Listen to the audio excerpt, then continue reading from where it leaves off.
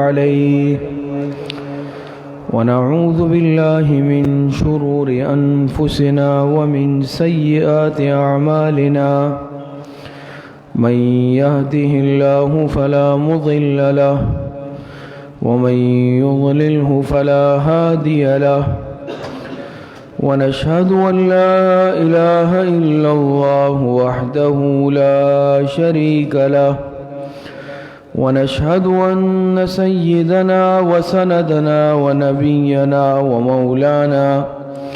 ومولانا محمدا عبده ورسوله وصلى الله تعالى على خير خلقه محمد وآله وأصحابه أجمعين أما بعد فأعوذ بالله من الشيطان الرجيم بسم الله الرحمن الرحيم قال الله تبارك وتعالى يا أيها الذين آمنوا اتقوا الله وكونوا مع الصادقين صدق الله العظيم. تمام حضرات ایک مرتبہ درود شریف پڑھ لیجئے. اللهم صل على محمد وعلى آل محمد كما صليت على إبراهيم وعلى آل إبراهيم إنك حميد مجيد. اللهم بارك على محمد وعلى آل محمد كما باركت على إبراهيم وعلى آل إبراهيم إنك حميد مجيد. محترم دوستو، بھائیو اور بزرگوں،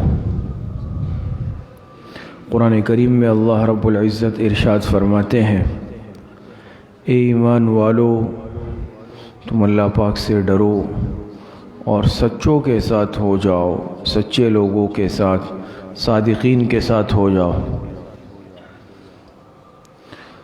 آج 22 جمادی الثانی ہے اور آپ حضرات کو معلوم ہونا چاہیے کہ اس امت کی ایک بہت ہی جلیل القدر ہستی، عظیم الشان صحابی، خلیفہ اول جناب حضرت ابوبکر صدیق رضی اللہ تعالی عنہ کا یوم وفات ہے. حضرت ابوبکر صدیق رضی اللہ تعالی عنہ کی شخصیت اور ہستی کسی تعارف کی محتاج نہیں ہے. آپ کو اللہ پاک نے جو مقام دیا، جو مرتبہ دیا، اور جناب رسول اللہ صلی اللہ علیہ وسلم کو آپ سے جو محبت تھی اور جو تعلق تھا، وہ کسی پر مخفی نہیں ہے. عمر میں آپ جناب رسول اللہ صلی اللہ علیہ وسلم سے 2 سال چھوٹے تھے، اور یہ آپ کو معلوم ہونا چاہیے کہ بالغ مردوں میں سب سے پہلے ایمان لانے والی جو شخصیت ہے اس امت میں، وہ حضرت ابوبکر صدیق رضی اللہ تعالی عنہ ہے. اور یہ وہ واحد شخصیت ہے کہ جب جناب نبی کریم صلی اللہ علیہ وسلم نے آپ کو اسلام کی دعوت دی، آپ نے بغیر مہلت لیے ہوئے، بغیر سوچے، بلا تأمل فوراً ایمان کی دعوت کو قبول کیا ہے. حالانکہ باقی جو شخصیات ہے، حضرات ہے، انہوں نے حضور علیہ السلام سے سوچنے کے لیے وقت مانگا، مہلت طلب کی، غور و فکر کیا. لیکن جناب صدیق اکبر رضی اللہ تعالی عنہ وہ ہستی ہے، چونکہ حضور علیہ السلام سے ان کا تعلق آپ علیہ السلام کی بعثت سے قبل سے ہی تھا. آپ علیہ السلام بھی مکہ میں رہتے تھے، حضرت ابوبکر صدیق رضی اللہ عنہ بھی مکہ کے رہنے والے. اور حضرت ابوبکر صدیق رضی اللہ تعالی عنہ کے متعلق لکھا ہے کہ یعنی ایمان لانے سے قبل بھی آپ ممتاز صفات کے حامل تھے: سخاوت، شجاعت، تقوی، پاک بازی، شرک سے بیزاری. یہ آپ کے نمایاں اوصاف اس وقت سے تھے. شروع سے آپ کبھی کسی نامناسب فعل میں ملوث کبھی نہیں رہے، اور جناب رسول اللہ صلی اللہ علیہ وسلم سے آپ کا تعلق شروع سے تھا۔ آپ بہت بڑے تاجر تھے۔ جب حضور علیہ السلام نے حضرت ابوبکر صدیق رضی اللہ تعالی عنہ کو ایمان کی دعوت دی، حضرت ابوبکر صدیق رضی اللہ تعالی عنہ نے فوراً اس کو قبول کیا۔ ان کو یہ اعزاز بھی حاصل ہے، اور پھر آگے چل کر حضرت ابوبکر صدیق رضی اللہ تعالی عنہ نے اسلام کے لیے جو قربانیاں پیش کی، جانی، مالی، ہر اعتبار سے تاریخ اس کی مثال پیش کرنے سے قاصر ہے۔ آپ کو صدیق کا لقب حضور علیہ السلام نے دیا۔ جب حضور علیہ السلام معراج کے سفر سے واپس تشریف لائے، چونکہ مختصر وقت میں ساتوں آسمانوں، بیت المقدس کا سفر، ساتوں آسمانوں کا سفر، اس سے بھی اوپر حضور علیہ السلام تشریف لے گئے، اللہ رب العزت سے ملاقات کا شرف حاصل ہوا ایک ہی رات میں۔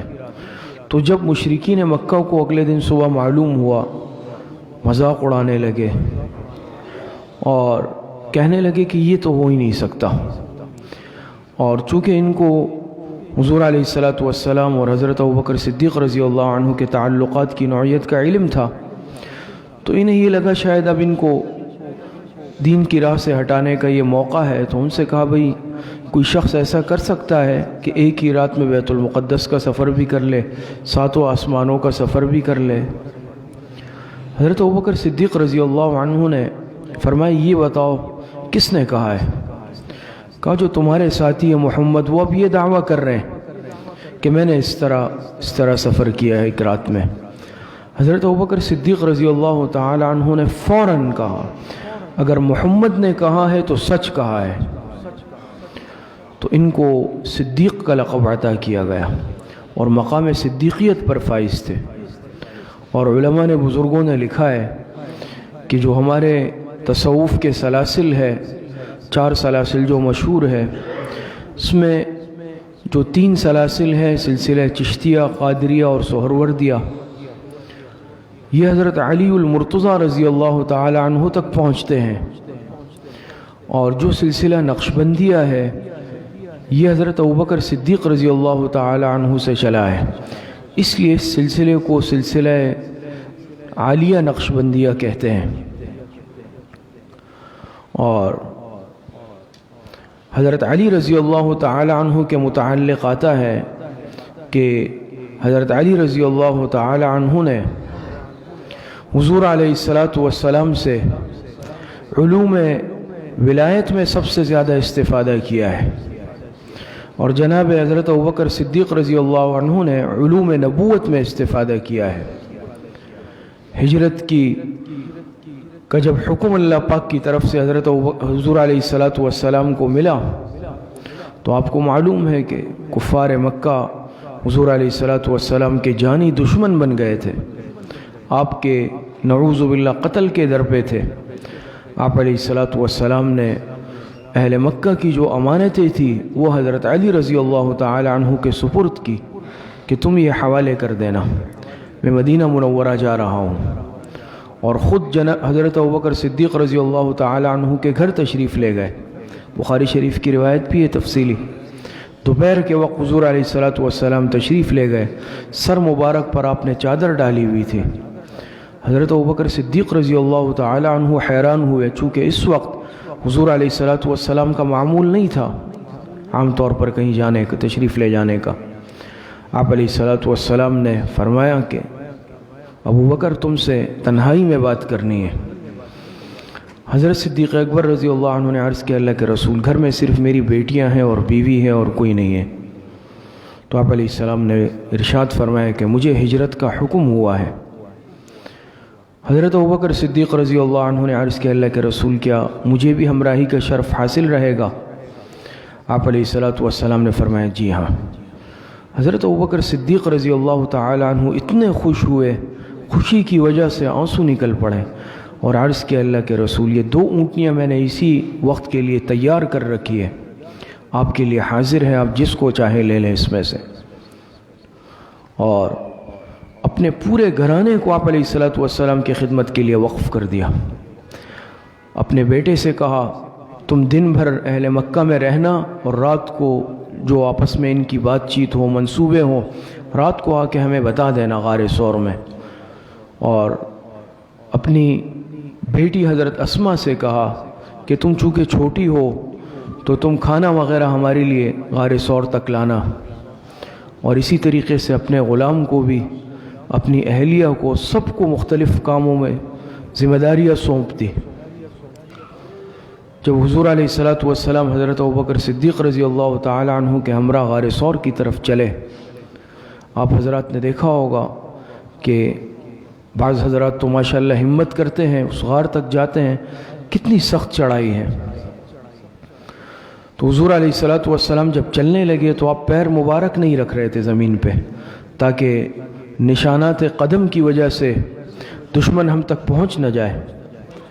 حضرت صدیق اکبر رضی اللہ تعالی عنہ نے جب یہ دیکھا تو عرض کیا اللہ کے رسول، اس غلام کا کندھا حاضر ہے، آپ کندھے پر تشریف رکھیے۔ اور اس چڑھائی پر، اس پہاڑی پر حضرت صدیق اکبر رضی اللہ تعالی عنہ نے جناب رسول اللہ صلی اللہ علیہ وسلم کو اپنے کندھے پر بٹھایا اور اوپر غار ثور تک چلے گئے۔ اب اندازہ ہم یہاں بیٹھ کر نہیں لگا سکتے، وہاں آپ ذرا دیکھیں کہ وہ کتنی اونچائی پر ہے، چڑھائی کی کیا کیفیت ہے۔ لیکن حضرت صدیق اکبر رضی اللہ تعالی عنہ کیسے خوش قسمت انسان ہے، کتنے سعادت مند انسان ہے کہ جناب نبی کریم صلی اللہ علیہ وسلم جیسی ہستی کو اپنے کندھوں پر بٹھایا۔ اور علماء نے ایک نقطہ یہ لکھا، جیسے میں نے عرض کیا، کہ جو مشرکین مکہ کی امانتیں تھیں، دنیاوی امانتیں تھیں، وہ حضور علیہ الصلوۃ والسلام نے حضرت علی کے حوالے کی کہ ان تک پہنچا دینا، لیکن جو اللہ پاک کی امانت تھی جناب رسول اللہ صلی اللہ علیہ وسلم، وہ اللہ پاک نے حضرت ابوبکر صدیق رضی اللہ تعالی عنہ کے سپرد کی کہ میرے محبوب کو مدینے تک پہنچا دینا۔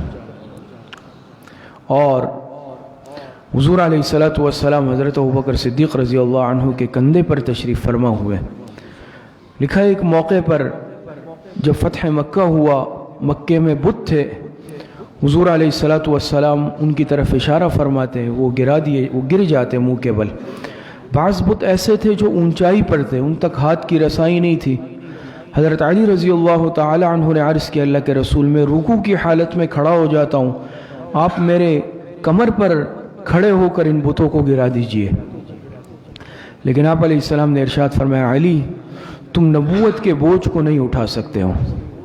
لیکن جب غار ثور تشریف لے جا رہے تھے، حضرت ابوبکر صدیق رضی اللہ عنہ نے اپنے کندھے حاضر کیے، آپ علیہ الصلوۃ والسلام ان کندھوں پر بیٹھ گئے۔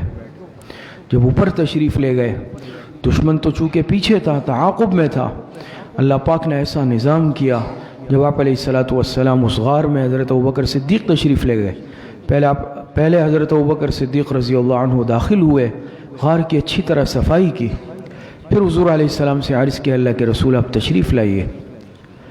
تو کیسا نظام ہوا کہ اللہ پاک کے حکم سے اس غار کے دہانے پر مکڑی نے جالا تن دیا اور کبوتری نے اللہ پاک کے حکم سے آ کر انڈے دے دیے۔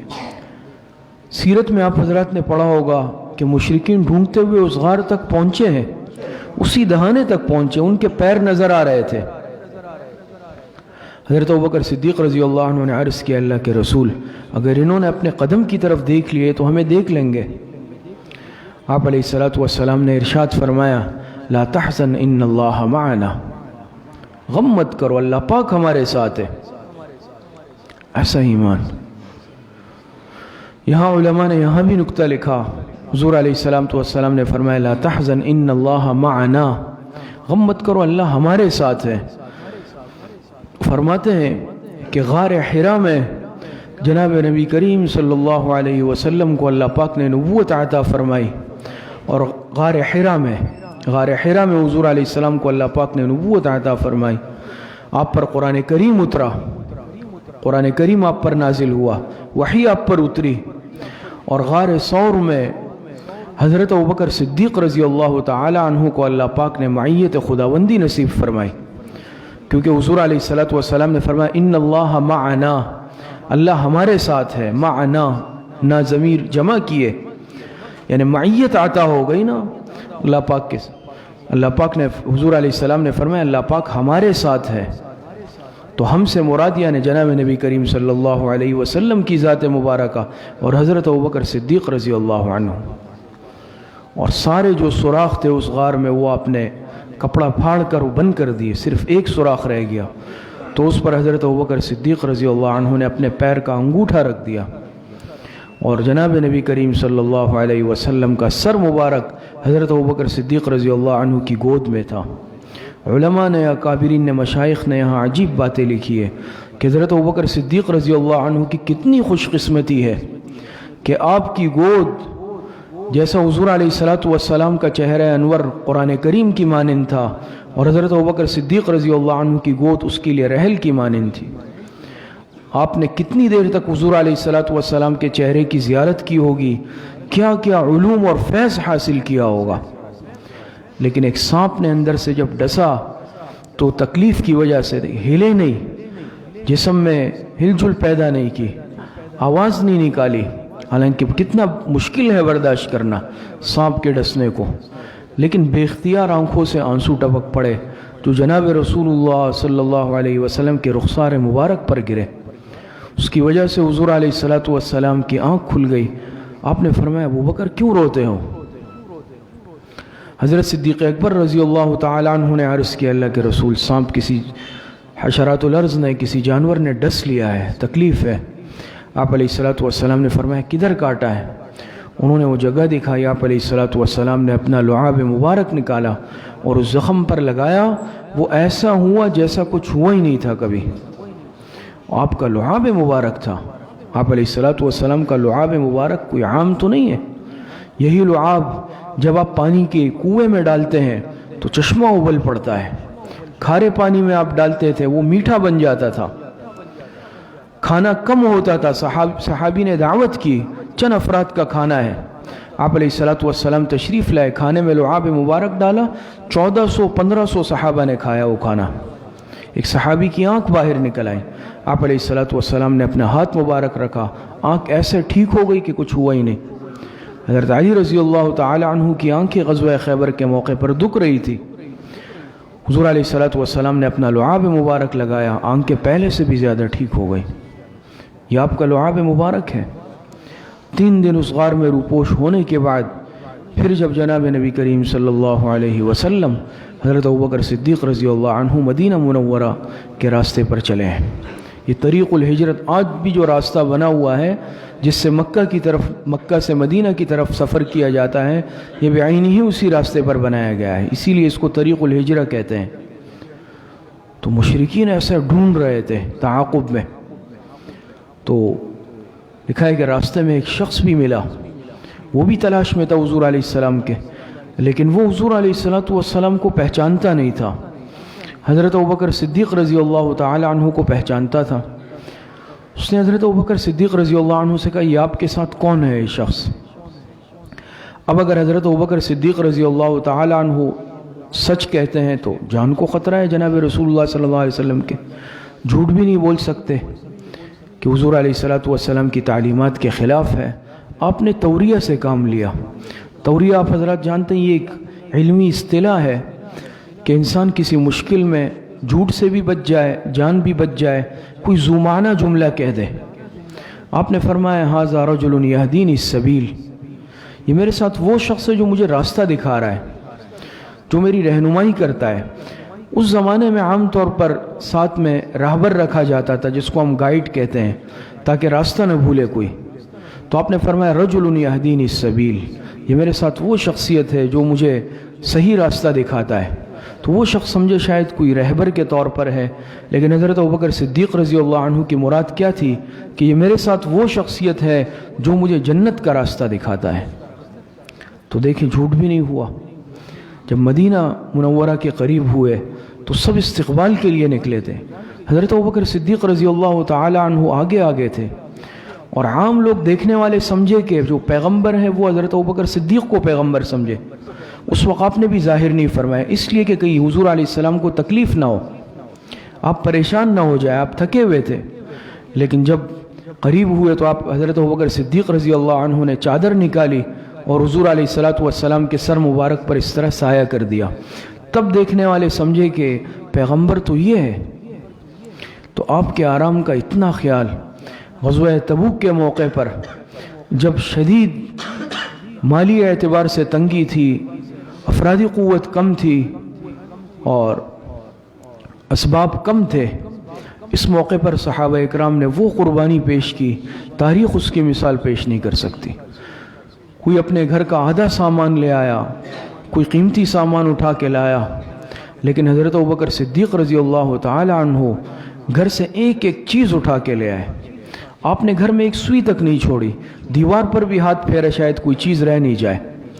جب لا کی خدمت حضرت عمر رضی اللہ تعالی عنہ فرماتے ہیں میں اپنے گھر کا آدھا سامان لایا اور میں دل میں سوچ رہا تھا کہ آج تو ابوبکر سے آگے بڑھ جاؤں گا، لیکن جب لایا اور حضرت ابوبکر صدیق رضی اللہ عنہ بھی آئے، آپ علیہ الصلوۃ والسلام نے حضرت ابوبکر صدیق رضی اللہ تعالی عنہ سے پوچھا ابوبکر کیا لائے ہو؟ فرمایا کہ اللہ کے رسول گھر کا سب کچھ لایا ہوں۔ گھر میں کیا چھوڑا ہے؟ فرمایا اللہ اور اس کے رسول کا نام چھوڑ آیا ہوں۔ حضرت عمر رضی اللہ تعالی عنہ فرماتے ہیں میں نے دل میں سوچ لیا کہ میں ابوبکر سے آگے نہیں بڑھ سکتا، اور حضرت عمر رضی اللہ تعالی عنہ فرماتے تھے کہ اگر ابوبکر میری پوری زندگی کی نیکیاں مجھ سے لے لے، لیکن جو غار ثور والی رات ہے صرف اس کا ثواب بھی مجھے دے تو میں وہ بھی لینے پہ تیار ہوں۔ اتنے بڑے سعادت مند انسان۔ ایک مرتبہ حضرت عائشہ رضی اللہ تعالی عنہ فرماتی ہے کہ میں بستر پر لیٹی ہوئی تھی، اوپر آسمان پر تارے نظر آ رہے تھے، اب تاروں کی تعداد اللہ پاک کو معلوم۔ میں نے جناب نبی کریم صلی اللہ علیہ وسلم سے عرض کیا، میرے دل میں ایک سوال آیا، اے اللہ کے رسول دنیا میں کوئی ایسا انسان ہے جس کی نیکی آسمان کے تاروں کے برابر ہو یا آسمان کے تاروں سے بھی زیادہ ہو؟ آپ علیہ السلام نے فرمایا جی ہاں، وہ عمر ہے، عمر کی نیکی آسمان کے تاروں سے بھی زیادہ۔ حضرت عائشہ رضی اللہ تعالی عنہ خاموش ہو گئی۔ آپ علیہ الصلوۃ والسلام نے فرمایا کہ عائشہ تم یہ سوچ رہی ہو کہ میرے والد کا نام نہیں لیا میں نے، ابوبکر کا نام نہیں لیا؟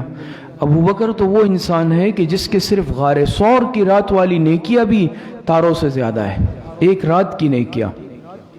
تو حضرت ابوبکر صدیق رضی اللہ تعالی عنہ اللہ پاک نے مقام صدیقیت عطا فرمایا، اپنا سب کچھ حضور علیہ الصلوۃ والسلام پر قربان کیا، اور حضور علیہ الصلوۃ والسلام سے لکھا ہے کہ مماثلت بھی بہت زیادہ۔ جب جناب نبی کریم صلی اللہ علیہ وسلم دنیا سے پردہ فرما گئے، آپ کو معلوم ہے کہ مختلف طرف سے فتنوں نے سر اٹھایا، جس میں مانعین زکوٰۃ کا بہت بڑا فتنہ اٹھا۔ بہت سارے قبائل نے زکوٰۃ دینے سے انکار کر دیا، اور انہوں نے کہا کہ بھئی ہم حضور علیہ الصلوۃ والسلام کو تو زکوٰۃ دیتے تھے، لیکن اب جو خلیفہ آئے ہیں ہم زکوٰۃ نہیں دیں گے ان کو، ہم نماز پڑھتے ہیں بس ہمارے لیے وہ کافی ہے۔ بہت بڑا فتنہ تھا، اور باقاعدہ اپنے افراد مدینہ منورہ مذاکرات کے لیے بھیجے حضرت ابوبکر صدیق کے پاس، کہا کہ بھئی نماز ہم پڑھیں گے لیکن ہم زکوٰۃ اب نہیں دیں گے، وہ حضور علیہ الصلوۃ والسلام کے زمانے میں تو ہم نے دی، اب نہیں دیں گے۔ بعض صحابہ نے بھی تائید کی، حضرت ابوبکر صدیق سے عرض کیا کہ فتنہ ہے بہت بڑا، آپ رعایت کیجئے۔ یہاں تک کہ حضرت عمر رضی اللہ عنہ جیسے شخص جو دین کے معاملے میں سخت، اشدہم فی امر اللہ عمر، انہوں نے بھی حضرت ابوبکر صدیق سے عرض کیا کہ آپ ذرا نرمی کا معاملہ کریں۔ حضرت ابوبکر صدیق رضی اللہ عنہ غصہ ہوئے اور حضرت عمر سے کہا کہ عمر تم زمانے جاہلیت میں تو بڑے بہادر تھے، کہ اب اسلام لانے کے بعد تم بزدل بن گئے؟ کہ اللہ کی قسم ایک رسی کا ٹکڑا دینے سے بھی انکار کریں گے میں ان کے ساتھ جہاد کروں گا۔ حضور علیہ الصلوۃ والسلام نے جب زکوٰۃ فرض کی ہے ان پر، اگر یہ ایک حکم ماننے سے بھی انکار کریں گے حضور علیہ السلام کا، اللہ اور اس کے رسول کا ایک حکم بھی نہیں مانیں گے، اور زکوٰۃ کے ایک رسی بھی اگر دینے سے انکار کریں گے میں ان کو نہیں چھوڑوں گا، میں ان سے جہاد کروں گا۔ اور پھر اسی طرح حضرت ابوبکر صدیق رضی اللہ عنہ نے انہوں نے مدینے پر چڑھائی کا ارادہ کیا، حضرت ابوبکر صدیق رضی اللہ عنہ نے بھی تیاری کی، اور بالآخر ان کو شکست دی۔ علماء نے لکھا ہے اگر حضرت ابوبکر صدیق رضی اللہ عنہ اس زکوٰۃ کے معاملے میں نرمی کرتے، اجازت دے دیتے، تو کل کو وہ کیا کہتے کہ بھئی 5 نمازیں ہمارے لیے مشکل ہے، ہم مصروف ہوتے ہیں تو ہم 3 نمازیں پڑھیں گے، پھر تیسرے دن کہتے بھئی 30 روزے رکھنے تو ہمارے لیے مشکل ہے، ہم تھوڑے 15 رکھ لیں گے، تو دین میں فتنے کا دروازہ کھل جاتا۔ حضرت ابوبکر صدیق رضی اللہ تعالی عنہ کی ایک نہیں نے، منع کرنے نے، انکار نے ہمیشہ کے لیے دین میں تحریف کا راستہ بند کر دیا کہ دین میں تحریف برداشت نہیں ہے۔ تو حضور علیہ السلام کے لیے حضرت ابوبکر صدیق رضی اللہ تعالی عنہ نے جو قربانیاں پیش کی، تاریخ اس کی مثال پیش کرنے سے قاصر ہے۔ لیکن آج افسوس کے ساتھ یہ بھی کہنا پڑتا ہے کہ ہمیں دنیاوی اعتبار سے جو اپنی پسندیدہ شخصیات ہوتی ہے، کسی بھی اعتبار سے، کھیل کے میدان میں ہے، کوئی اور ڈراموں کے ٹی وی کے میدان میں ہے، ان کی تاریخیں ہم یاد رکھتے ہیں، ان کے تعارف سے تو ہم واقف رہتے ہیں، لیکن جو اصل ہمارے اس امت کے ہیرو ہے، جو تاریخی ہستیاں ہیں جنہوں نے اپنی زندگیاں حضور علیہ السلام کے لیے، دین اسلام کے لیے وقف کر دی تھی، اپنی جانیں لٹا دی تھی، آج ہم اور ہماری اولادیں ان کے تعارف سے ناشنا ہیں۔ حضرت ابوبکر صدیق رضی اللہ عنہ کون ہے؟ آپ کی خلافت کون سے نمبر پر ہے؟ آپ کی خلافت کتنے عرصہ رہی؟ دوسرے خلیفہ کون ہے؟ تیسرے نمبر کے کون ہیں؟ چوتھے نمبر کے کون ہیں؟ آج ہمارے بچے شاید اس سے صحیح طور پر واقف بھی نہ ہوں۔ آج ہم اگر نام بھی رکھتے ہیں تو ہم نام ایسے رکھیں گے بھئی یہ میرا پسندیدہ اداکار ہے، یہ میرا پسندیدہ کھلاڑی ہے، لیکن ہم صحابہ کو دیکھیں نا، کیسے مبارک نام، وہ جماعت جو حضور علیہ السلام پر سر تاپا فدا تھی، جو فدا تھے حضور علیہ السلام پر، ان کے ناموں پر آج ہم نام نہیں رکھتے، ان جیسا حلیہ آج ہم اختیار نہیں کرتے، ان کے کردار کو، ان کے سیرت کو آج ہم نہیں پڑھتے۔ ہم نے صحابہ کی سیرت پڑھی، جناب رسول اللہ صلی اللہ علیہ وسلم کی سیرت سے ہم واقف ہیں، صحابہ کی تاریخ ہم نے پڑھی ہے۔ الحمدللہ ہم اور آپ کی خوش قسمتی ہے، بڑوں کی بزرگوں کی دعائیں ہیں کہ آپ حضرات کے لیے یہاں سیرت کا بھی اہتمام کیا گیا، اسوہ حسنہ کا بھی، اور اب الحمدللہ تاریخ اسلام، آپ حضرات میں سے اکثر ساتھی جانتے ہیں کہ اتوار والے دن اب تاریخ اسلام کا سلسلہ شروع ہوا، جس کا آغاز ہی حضرت ابوبکر صدیق رضی اللہ تعالی عنہ سے ہوگا۔ اب تو چونکہ تمہید کے طور پر 3-4 کلاسیں سیرت کا ایک خلاصہ ہوگا، پھر اس کے بعد آپ حضرت ابوبکر صدیق رضی اللہ تعالی عنہ کے دور کو پڑھیں گے، کیسا دور تھا، حضرت ابوبکر صدیق رضی اللہ عنہ کی کیا قربانیاں ہیں۔ حضرت بلال رضی اللہ تعالی عنہ غلام تھے، اور ان کے آقا جب انہوں نے ایمان قبول کیا، ان کو تپتی دوپہر میں گرم ریت پر لٹا دیتے، بھاری پتھر ان کے سینے پر رکھتے اور ان کو گھسیٹتے تھے مکے کی گلیوں میں، اور کہتے رہے بھئی چھوڑ دو، حضور علیہ السلام پر ایمان لائے ہو، ایمان چھوڑ دو، یہ کہتے احد احد۔ حضرت ابوبکر صدیق رضی اللہ تعالی عنہ نے دیکھا کہ ان کو صرف ایمان قبول کرنے کی پاداش میں اتنی تکلیف، تو بھاری رقم دے کر ان کو آزاد کروا دیا، اور اس کے علاوہ بے شمار غلام آزاد کرائے۔ اور جب حضرت ابوبکر صدیق رضی اللہ عنہ ایمان لائے تو دین کی دعوت میں، ایمان کی دعوت میں لگ گئے، اور لکھا ہے کہ بڑے بڑے صحابہ حضرت ابوبکر صدیق رضی اللہ تعالی عنہ کی دعوت پر ایمان لائے، جس میں حضرت عثمان رضی اللہ عنہ، حضرت طلحہ رضی اللہ عنہ اور بڑے بڑے صحابہ شامل ہیں۔ اور ایک مرتبہ آپ کو معلوم ہے، آپ نے سیرت میں پڑھا ہوگا کہ حضور علیہ السلام کعبہ کے صحن میں نماز پڑھ رہے تھے، مشرکین مکہ نے آ کر حضور علیہ السلام کو منع کیا، روکا، اور حضور علیہ السلام کو مارنا شروع کیا۔ حضرت ابوبکر صدیق رضی اللہ تعالی عنہ قریب موجود تھے، وہ فوراً آئے، بیچ بچاؤ کرایا اور کہا کہ تم اس شخص کو اس لیے مارتے ہو کہ یہ کہہ رہا ہے کہ میرا رب اللہ ہے۔ انہوں نے حضور علیہ السلام کو چھوڑا، اور سب کے سب مل کر حضرت ابوبکر صدیق رضی اللہ عنہ کو مارنے لگے، اور لکھا ہے اتنا مارا کہ بے ہوش ہو گئے، اور چہرہ ایسا سوج گیا کہ پہچاننے میں نہیں آتے تھے۔ بے ہوشی کی حالت میں ان کے خاندان والے آ کے ان کو لے گئے، کئی دن بے ہوش رہے، لیکن جب ہوش میں آئے، لکھا ہے پہلا جملہ ان کی زبان سے یہ نکلا کہ بتاؤ محمد کا کیا حال ہے۔ اور جب تک حضور علیہ السلام کی حالت کی طرف سے تسلی نہیں ہوئی، اس وقت تک پوچھتے رہے، اپنی کوئی پرواہ نہیں۔ تو یہ ایسے شخص۔ اور آخری بات کہ آپ حضرات کے علم میں ہے کہ آج 5 فروری بھی ہے، اور ہمارے ملک کا ایک حصہ کشمیر جو جابر اور غاصبوں کے قبضے میں اور تسلط میں ہے، تو یہ ہماری ذمہ داری بھی ہے کہ ہم اپنے ان مظلوم مسلمان بھائیوں کے لیے دعائیں کریں۔ ہم سے جو ہو سکتا ہے، سب سے پہلا کام ایک مسلمان کے پاس جو کرنے کا ہے وہ اللہ پاک سے مانگنا ہے۔ بھئی دعا تو ہم سب کر سکتے ہیں، نہیں، دعا مانگے کہ جہاں ہمارے مسلمان مظلومی کی حالت میں ہے، جابروں اور غاصبوں کے تسلط میں ہے، ان کے ظلم کا نشانہ بن رہے ہیں، ہم ان کے لیے دعائیں مانگے اپنے ان مسلمان مظلوم بھائیوں کے لیے کہ اللہ پاک ان کو امن اور سکون والی زندگی عطا فرمائے۔ ہم اپنے ملک میں، اپنے علاقے میں امن سے رہ رہے ہیں، ہم سوچ لیں ان پر کیا گزر رہی ہوگی، ہر وقت ظالم کے تسلط میں، ان کے نشانے پر۔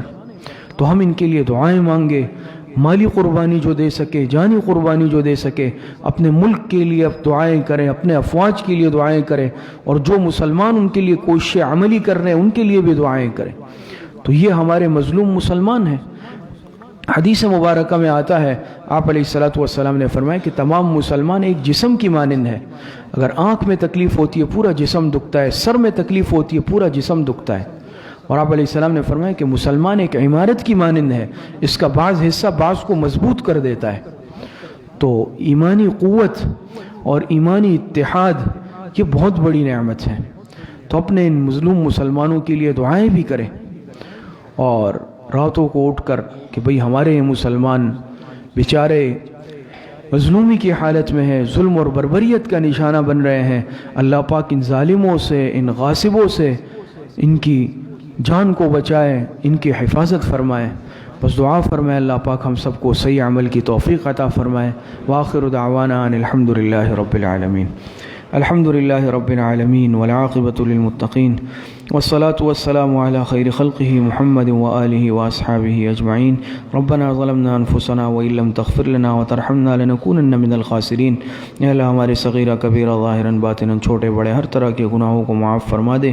اے اللہ جتنی لغزشیں کوتاہیاں ہوئے گناہ ہوئے اللہ توبہ طائب ہوتے ہیں، اللہ ہماری توبہ کو قبول فرما لے۔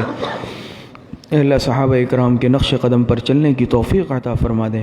جناب نبی کریم صلی اللہ علیہ وسلم کی صحیح معنوں میں اتباع نصیب فرما دے۔ اللہ پاک کے ایک ایک حکم کو پورا کرنے کی توفیق عطا فرما دے۔ جتنے بیمار گھروں میں، اسپتالوں میں، اللہ پاک سب کو صحت کاملہ عاجلہ عطا فرما دے۔ جتنے اموات المؤمنین دنیا سے جا چکے ہیں اللہ سب کی مغفرت فرما دے۔ ہماری دعاؤں کو اپنے فضل و کرم سے، فضل و رحمت سے اپنی بارگاہ میں قبول اور منظور فرما دے۔ وصلی اللہ وسلم علی نبینا محمد وآلہ واصحابہ اجمعین برحمتک۔